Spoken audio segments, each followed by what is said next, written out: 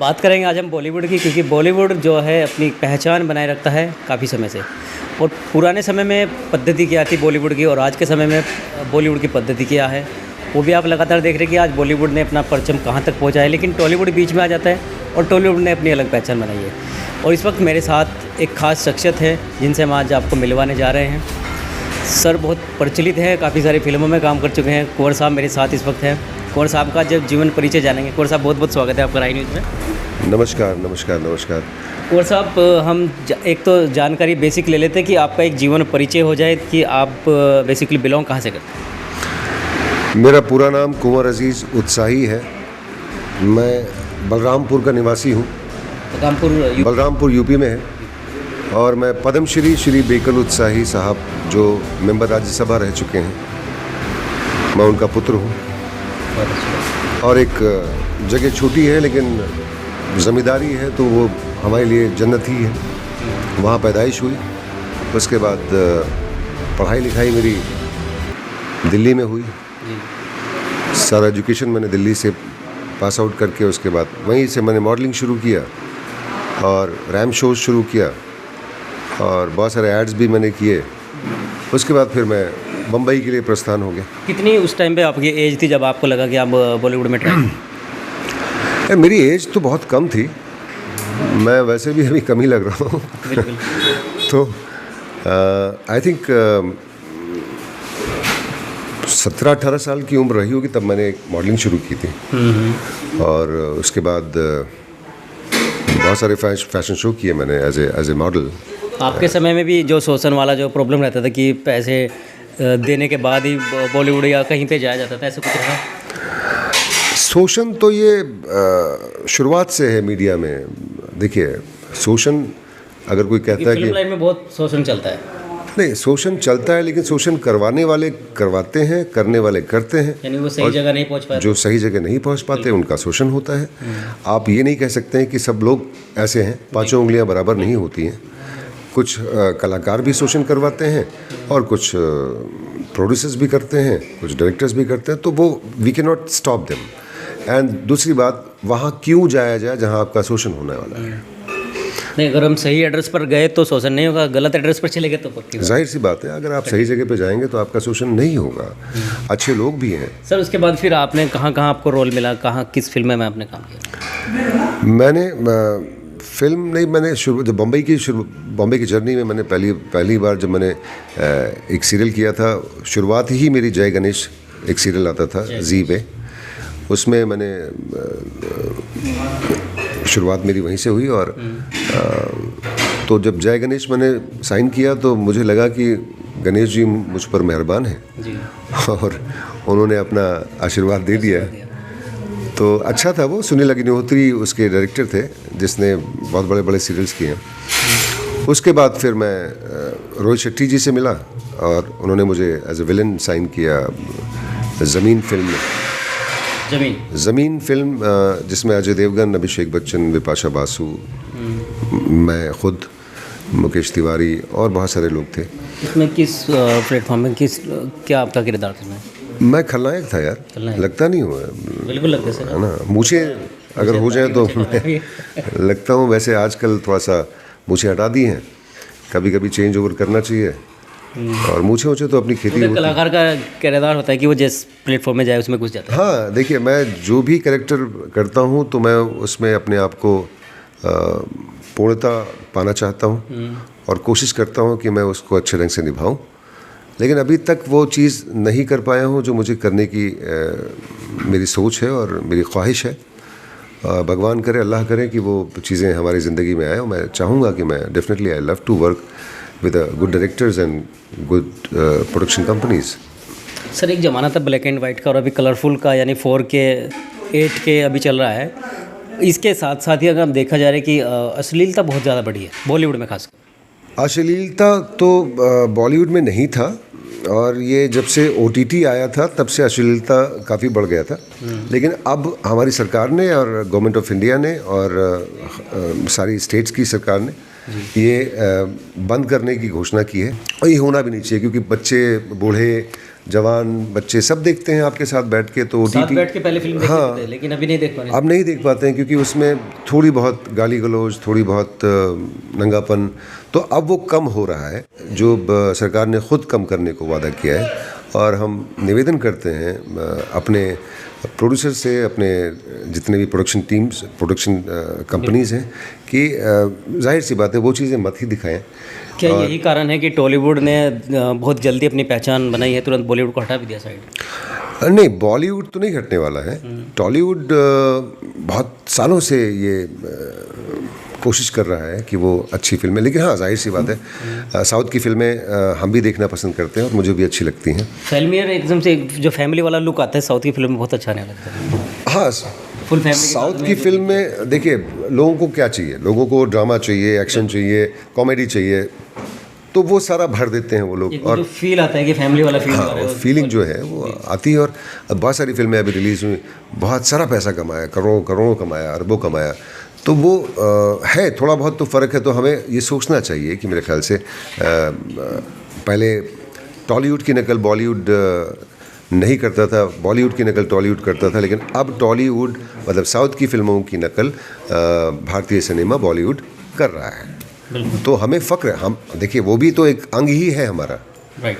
ऐसा तो है नहीं कि वो हमारा अलग कोई देश है या कुछ ऐसा। इंडिया की फिल्में हैं, वो चाहे साउथ की हों, चाहे नॉर्थ की हों, चाहे भोजपुरी हो, फिल्में तो फिल्में होती हैं, कलाकार वही होते हैं।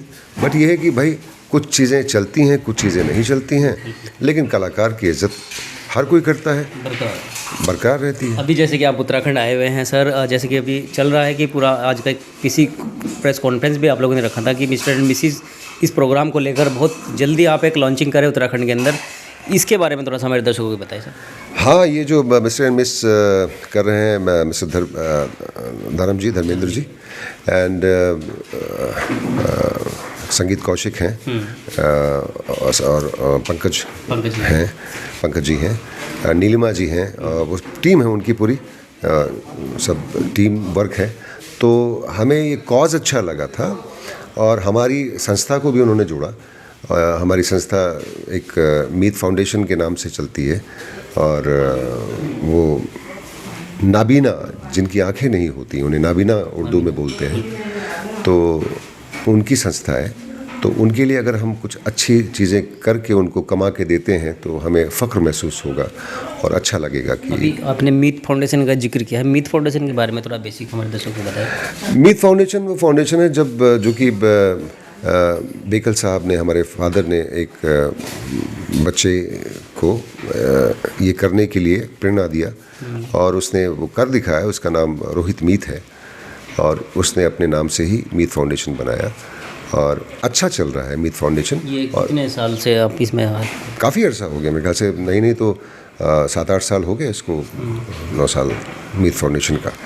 तो अच्छा कर रहे हैं वो, अच्छा काम कर रहे हैं। बेसिकली किताबें छापते हैं, जैसे कि ट्रेन में आप जाइए तो नाबीना बच्चे होते हैं तो वो टिकट नहीं ले पाते हैं, तो वहाँ पे भी उनके लिए वो सिस्टम बना दिया गया है कि वो बता सकें कि इस ट्रेन से जाना है या यहाँ जाना है।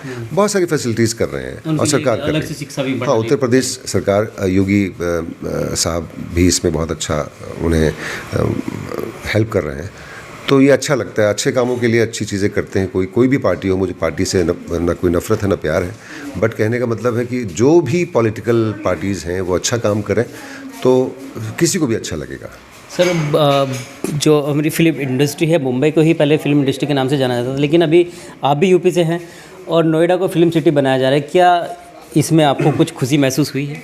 नहीं, खुशी भी है, लेकिन बड़ा भारीपन भी आ गया, क्योंकि फिल्म इंडस्ट्री बनाना, कहना आसान है, बनाना बहुत मुश्किल होता है। कहा जाएगा कि योगी जी जो वादा करते हैं पूरा करते हैं। ये तो बेसिकली फिल्म इंडस्ट्री अखिलेश की सरकार जब थी तभी से ये पास आउट हो गया था और सारी सरकारों ने बहुत सारा काम किया है। मायावती हो गई हो, चाहे अखिलेश यादव जी हो गए हों, चाहे योगी जी हो गए हों, सब अपने अपने तरह से अच्छा काम कर रहे हैं। बट इसको बनाने में अब योगी सरकार आगे बढ़ चढ़ के इस पे काम कर रही है और मुझे लगता है कि वो फिल्म सिटी अच्छा बनाएंगे। तो उनसे हमारे जो उभरते हुए जो अभी कलाकार हैं हमारे, उनको क्या इससे बेनिफिट होने वाला है?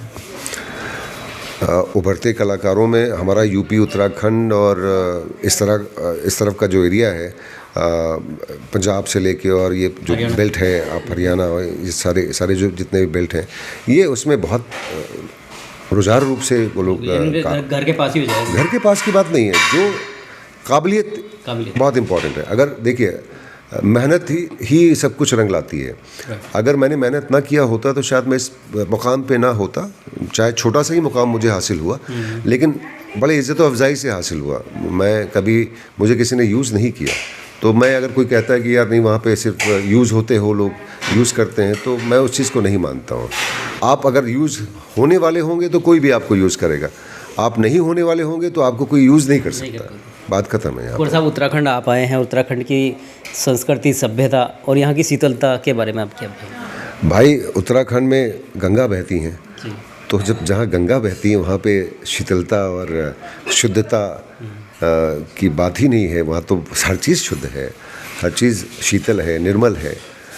तो हमारे तो रोंगटे खड़े हो जाते हैं जब मैं ऐसी बातें करता हूँ और महसूस करता हूँ कि हमारे भारतवर्ष में ऐसे रंग भगवान ने, अल्लाह ने अता किए हैं कि हमें कहीं जाने की ज़रूरत ही नहीं है। Uttarakhand is beautiful state, and मैं ख़ासकर गंगा मैया की बड़ी कदर करता हूँ, और उनके साफ़ सफाई में भी मैं आग्रह निवेदन करता हूँ सबसे कि अब रही है तो उसको, अगर अपने कुएं को साफ़ कर लें तो वो बहुत बड़ी बात हो जाएगी, गंगा तो साफ़ हो ही जाएगी, है ना। राही न्यूज़ के साथ आप बैठे हैं सर, और राही न्यूज़ की टीम का एक मुख्य उद्देश्य है कि हम लोग गंगा सफाई पर स्पेशल ध्यान देते हैं।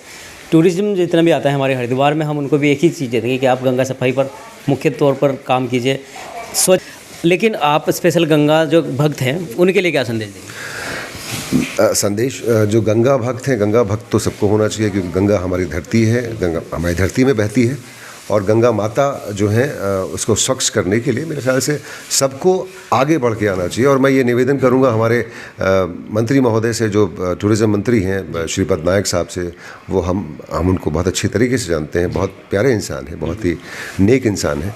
तो मैं उनसे जाके रिक्वेस्ट करूंगा कि जो भी हम कर सकते हैं गंगा के सफाई के लिए, गंगा की शुद्धता के लिए, वो हम सब मिल के करें। इसीलिए मैंने कहा ना कि आपके घर के आगे अगर गंगा बह रही है तो आप अपने घर के आगे वाली गंगा साफ़ कर दें, सारा गंगा साफ़ हो जाएगा और बहुत शुद्ध हो जाएगा। तो वही मैंने कहा ना कि कभी कभी एक इंसान ही होता है कि पूरी दुनिया की सोचता है कि मतलब पूरे वर्ल्ड को हम ऐसा कर देंगे, बदल देंगे। अरे भाई, पहले आप अपने कुएं को साफ़ कर लें, उसके बाद तालाब को साफ़ कीजिए, फिर नदी और नाला देखिए। हम अपने कुएं को इतना गंदा रखते हैं, तो गंगा तो बहुत बड़ी है।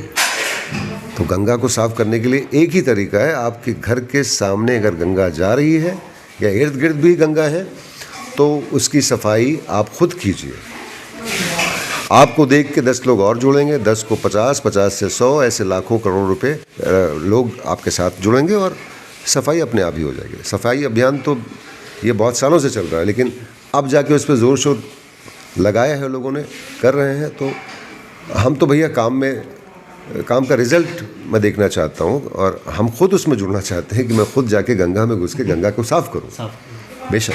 तो निवेदन ये है कि आप सब गंगा की सफाई में ध्यान दें, और बहुत कुछ तो साफ़ हो ही चुका है, इस सरकार ने अच्छा काम किया है, और बाकी तो गंगा खुश तो हम भी खुश। चलिए कुंवर साहब, बहुत बहुत धन्यवाद आपका। बहुत बहुत धन्यवाद। राही न्यूज़ का मैं बड़ा आभारी हूँ कि उन्होंने हमारा इंटरव्यू लिया, और राही न्यूज़ को मैं बहुत कॉन्ग्रेचुलेट करता हूँ, मुबारकबाद देता हूँ कि वो ऐसे बढ़ते रहें और बढ़ के बहुत सारी काम अच्छे करते रहें। बहुत बहुत धन्यवाद। Thank you so much. तो कहा जाता है कि हम बदलेंगे युग बदलेगा, हम सुधरेंगे युग सुधरेगा। तो सबसे पहले आप अपने आप को बदलें, क्योंकि आप अपने आप को बदलेंगे तो पूरा युग ही मुझे लगता है सुधर जाएगा। तो कुंवर साहब ने बहुत अच्छी जानकारी हमें दी कि सबसे पहले आप अपने घर के सामने वाली जो गंगा है उसको साफ़ कीजिए, क्योंकि उसी से अगर आप साफ़ करेंगे तो सब साफ़ करेंगे। जय गंगा मैया की। मैं सोनू कश्यप, और किसी अगली शख्सियत को लेकर आपके सामने जरूर आऊँगा। जय हिंद, जय भारत, जय गंगा मैया।